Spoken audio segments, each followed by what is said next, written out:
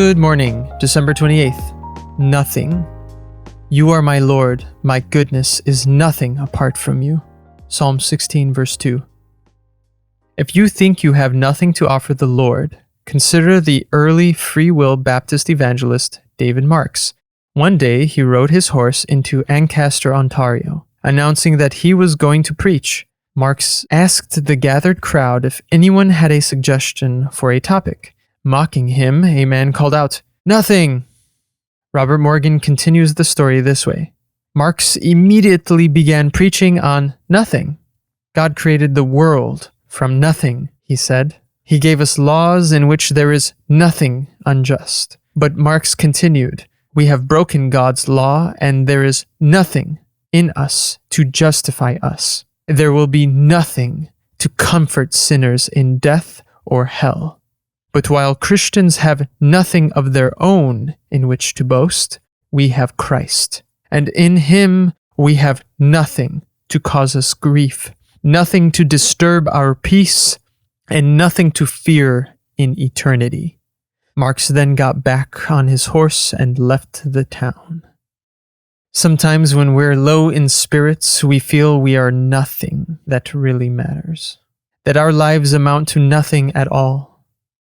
But when we feel our weakest, the Lord's Prayer is the strongest. Even a sermon on nothing can save souls, for nothing is impossible with God.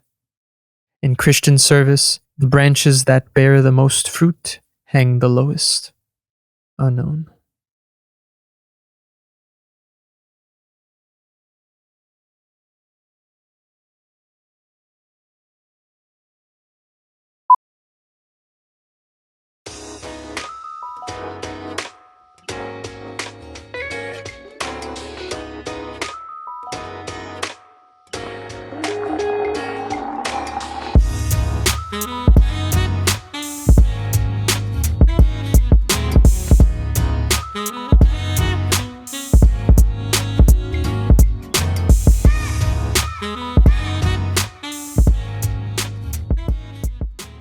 Good evening.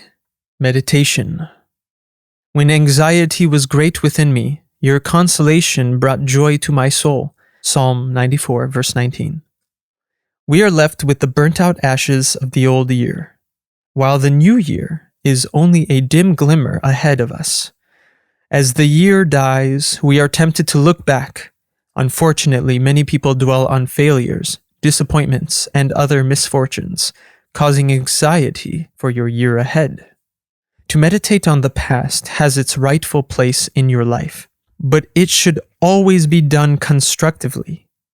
Learn from past mistakes without being weighed down by their burden. At the same time, be careful not to rest on your laurels, congratulating yourself on the successes achieved during the past year. These should only serve as an inspiration for you to strive for more and to work even harder in the year that lies ahead. If you learn from it, it's not a failure.